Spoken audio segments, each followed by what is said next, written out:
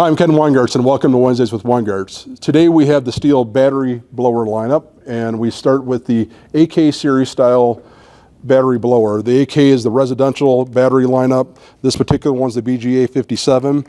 Battery quick in and out versus with the battery, simple click into place versus gas where you're dealing with the oil and gas mesh. A really nice feature of battery blowers, obviously, and click and go on that. So very nice feature, ideal for blowing off a deck, driveway, light leaf cleanup.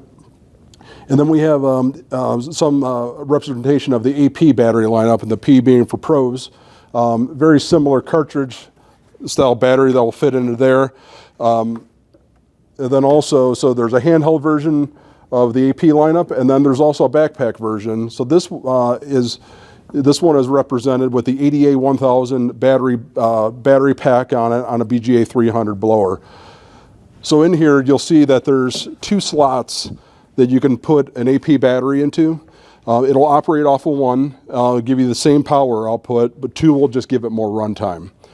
So really cool feature versus putting a big dedicated battery to it. You're able to easily access this battery and put it into different tools, trimmer, edger, all that type of thing. So a really cool feature to give you more bang for your battery buck on these.